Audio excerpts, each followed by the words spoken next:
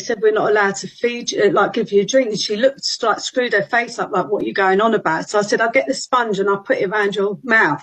And I did that. And then my brother went in, because we were only allowed one in at a time. My brother went in, and then I went in a little while later to get him out, and he gave her a glass of water. And I was like, Jay, you're not allowed to do that. He said, but she drunk it.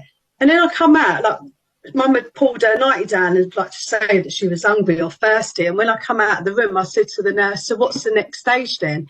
She said, well, your mum took her NIP drip out and we won't be replacing it. I was like, what's that? She said, it's a feeding tube.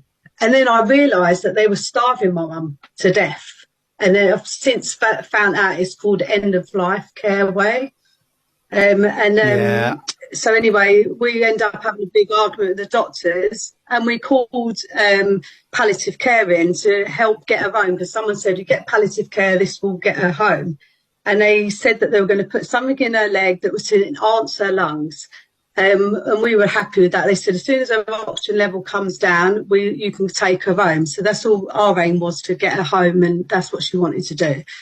Anyway, they put this driver in her leg, and every time me or my brothers looked at this driver, I didn't know what midazolam was either. And someone would come in and write down on their glove. And I said, why do you keep doing that? She said, oh, we just check and see how much more is left in it. So this went on for like 3 days. We started feeding my mum without them knowing. Mum had trifle, she wanted a burger, she was asking for food. And I said to her, she asked me, what are they treating me for? And I said, oh, it's your lungs. She said, get me out of this hospital. They're trying to kill me off and it's all about money. And I was just like, I just didn't believe it. I said, oh, Mum, I just thought she just didn't want to be there. And she said, just get me out of this hospital. But they kept telling us that her oxygen level was low and we didn't know how much she was taking. It was awful. I'm so sorry for you, Michelle. This sounds horrendous. I mean, let's be clear. Somebody who is eating and drinking and wants food and drink is clearly somebody who wants to be alive. I can't see how you can interpret that in any other way. And your mum was clearly sat up. She was talking to you. She was trying to eat and drink.